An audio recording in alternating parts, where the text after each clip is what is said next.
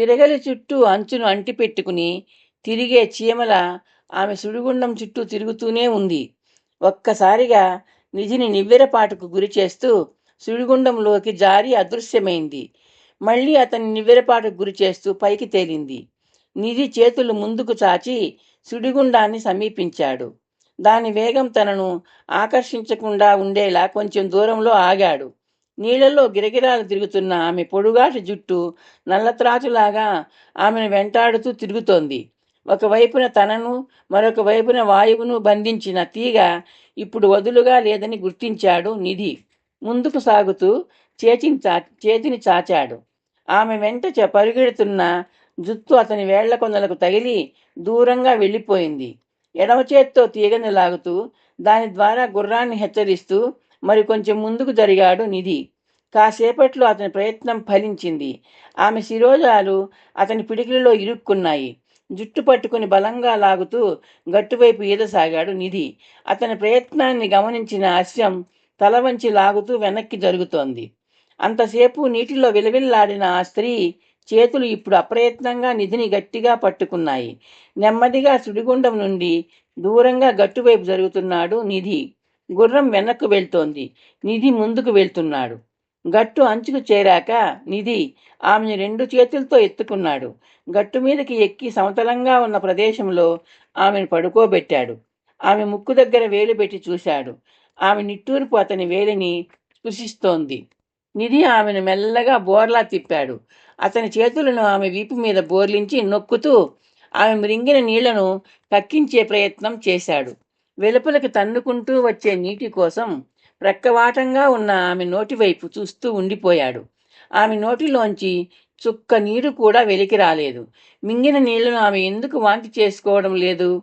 నిధి ఆశ్చర్యంతో ఆలోచిస్తూ అరచేతుల ఒత్తిడిని మరికొంచెం పెంచాడు. ఆమె నోటిలోంచి నీళ్లు రాలేదు. చిన్న మూలుగు వచ్చింది. నిధి తన ప్రయత్నం ఆపి ఆమె ముఖం వైపు చూశాడు. ఆమె వెల్లకిలా తిరిగే ప్రయత్నం చేస్తోంది. నిధి చేతులు కదిలాయి. సున్నితంగా ఆమెను వెల్లకిలా తిప్పాయి. మూతలు పడిన ఆమె కనురెప్పలు కదిలి విచ్చుకున్నాయి. ఆమె అతని ముఖంలోకి చూసింది. నీళ్లతో తడిసిన ఆమె ఎర్రటి పెదవులు కొద్దిగా విచ్చుకుని చిరునవ్వుని సృష్టించాయి. నిధి ఆశ్చర్యంగా చూశాడు. ఆమె ముఖంలో సుడిగుండంలో చిక్కుకున్న భయం లేదు. సుడిగుండంతో పోరాడిన భయం లేదు. ఆర్తనాదులు చేసినప్పుడు ఆమె కంఠంలో ధ్వనించిన భయము, ఆందోళన ఇప్పుడు ఆమె ముఖం మీద, కళ్ళలోనూ కనిపించడం లేదు. నిధి ఆమెనే చూస్తూ లేచి నిలుచున్నాడు. అతని చేతులు నడుముని చుట్టిన తీగను విప్పుతున్నాయి. అతని చూపులు ఆమె మీదే ఉన్నాయి. మొదటిసారిగా అతని చూపులు ఆమె ముఖం మీద నుండి పాదాల దాకా, పాదాల నుండి మళ్ళీ వెనక్కి ముఖం దాకా, క్రిందికి పైకి ప్రసరించాయి. ఆమె ఒక యువతి అని మొదటిసారిగా గుర్తించాడు నిధి. ఇంతసేపు ఆమె ప్రాణరక్షణ లక్ష్యంతో, ఏకాగ్రతతో ఉన్న అతను ఆమెను పరిశీలనగా చూసే ప్రయత్నం చేయలేదు.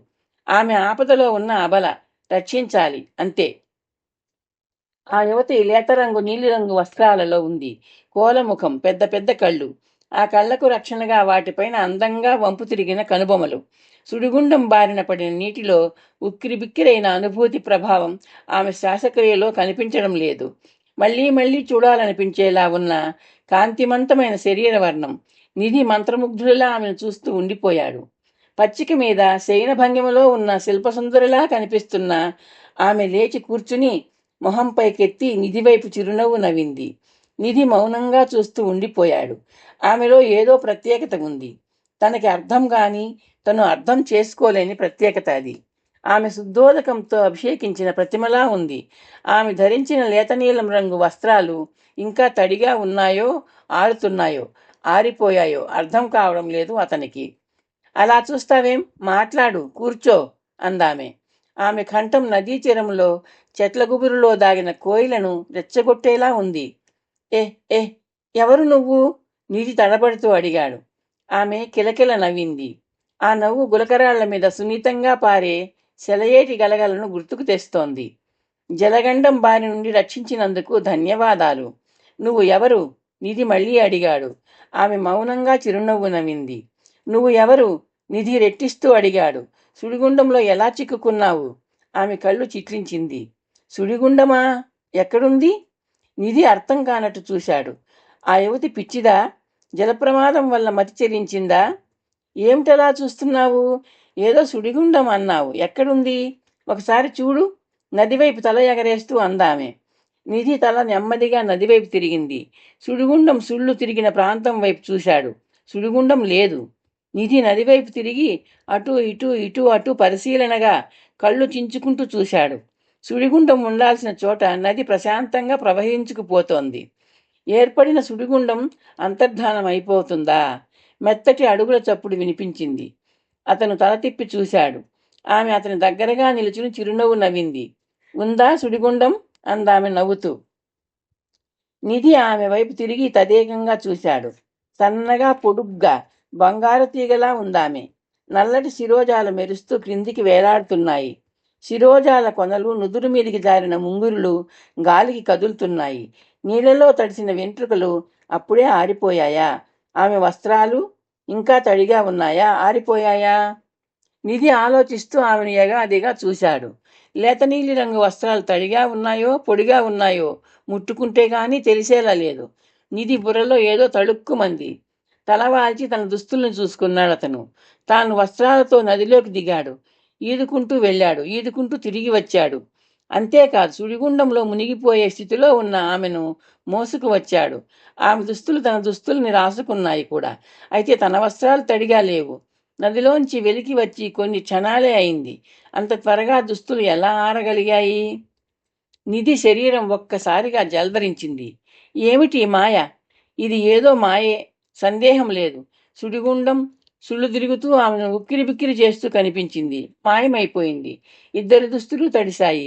క్షణంలో ఆరిపోయాయి. తడిశాయా లేదా? నిధి రెండడుగులు వెనక్కి వేశాడు. ఆమె వైపు తీక్షణంగా చూశాడు.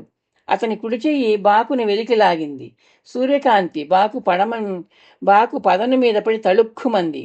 నిజం చెప్పు, ఎవరు నువ్వు?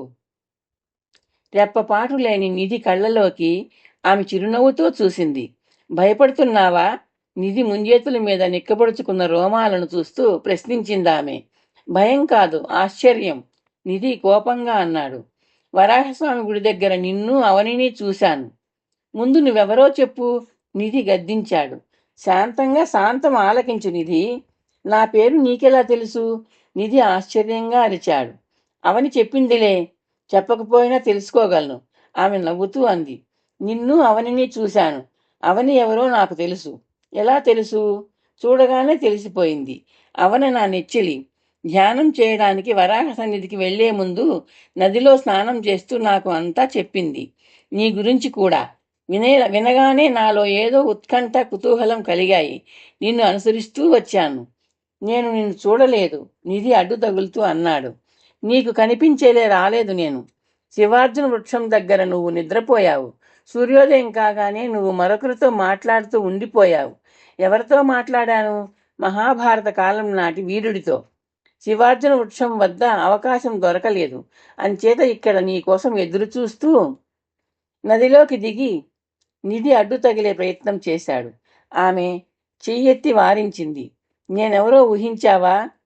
అవని నెచ్చెలిని అన్నావు. ఎవరో దేవతవో అప్సరసవో అయి ఉంటావు, నిధి అన్నాడు. ఆమె చిన్నగా నవ్వింది. నా పేరు సలిల. సలిలం అంటే ఏమిటో తెలుసా? నిధి ఆశ్చర్యంగా చూశాడు. అంటే అంటే నీళ్లు. అంటే అప్ అని అపహ్ అని అనవచ్చు. పంచభూతాలలో నేను రెండవదాన్ని, రెండవ మూలద్రవ్యాన్ని. నిన్ను, నీ శక్తిని, నీ వ్యక్తిత్వాన్ని పరీక్షించాలన్న కుతూహలంతో నాలో అంటే నదిలో సుడిగుండం సృష్టించుకున్నాను. ఈ రూపం ధరించి అందులో చిక్కుకుపోయినట్లు నటించాను. నిధి చేతిలోని బాకు జారి పచ్చిక మీద పడింది. అప్రయత్నంగా కొంచెం వెనక్కి జరిగాడు. ముఖం మీద, ముంజేతుల మీద చెమట పూసలుగా పొటమరిస్తున్నట్టు గుర్తించాడతను. అతని మెదడులో ఆలోచనలు పక్షుల రెక్కల్లా స్పందిస్తున్నాయి. పంచభూతాలు నేల, నీరు, నిప్పు, గాలి, నింగి. మొదట భూమి యువతిగా అవని అనే పేరుతో తనను కలుసుకుంది. ఇప్పుడు పంచభూతాలలో రెండవదైన నీరు సలిల అనే యువతిగా ప్రత్యక్షమైంది. ఎందుకు ఇలా జరుగుతోంది? నిధి నుదురు మీద పట్టిన చెమటను చేత్తో తుడుచుకున్నాడు. నమ్మకం కలగడం లేదా? సలిల నవ్వుతూ అంది. నిధి నీరసంగా చూశాడు. తల అటూ ఇటూ బలహీనంగా కదిలించాడు. తల తిరిగిపోతోంది. అవనితో మాట్లాడాక నాకు ఆలోచన వచ్చింది. పంచమౌలిక ద్రవ్యాలైన మా కలయికతో, పంచీకరణంతో ప్రాణులకు శరీరాలు ఏర్పడుతున్నాయి. అందుకే మేము ఐదుగురము నిర్దేశిత పరిమాణాల్లో సమ్మేళనం చెందుతున్నాం. పంచభూతాలలో ఏ ఒక్కటో రూపాన్ని ఇవ్వలేదు. 5 ద్రవ్యాలు కలవాలి. పృథ్వీ తన అంశ కొంత, మిగిలిన మా నలుగురు అంశాలు కొంత కొంత తీసుకుని అవని అనే యువతిగా అవతరించింది. ఫలితంగా మీ మానవ జాతి స్థాయికి చేరుకుంది. అంటే దిగి వచ్చింది అనుకో. పంచభూతాలతో కూడిన పాంచభౌతిక శరీరంతో పొందుతున్న అనుభవాలు తనకి నచ్చుతున్నాయంది అవని. ఆమె మాటలు నాలో ఉత్కంఠను, ఉత్సాహాన్ని, కుతూహలాన్ని, కోరికను పుట్టించాయి. సలిలగా రూపొందాను. సలిల ఆగి క్రిందికి వంగింది. నేల మీద పడి ఉన్న బాకుని అందుకుని నిధికి అందించింది. నిధి రెప్పవేయకుండా ఆమెనే చూస్తున్నాడు. పాంచభౌతిక శరీరం ధరించాక కూడా నా సహశక్తిని అలాగే ఉంచుకున్నాను. ఆ శక్తితో సుడిగుండాన్ని సృష్టించాను. ఆ శక్తితోనే అందులో అంతర్ధానం అయిపోకుండా తిరుగుతూ ఉండిపోయాను. ఆ శక్తిలోనే నా వస్త్రాలు తడిసిపోకుండా చేసుకున్నాను. నన్ను మోసుకు వచ్చిన నీ వస్త్రాలకు అందుకే తడి అంటలేదు. అది నా సహజమైన శక్తి. మానవ దృష్టితో అది అతీత శక్తి.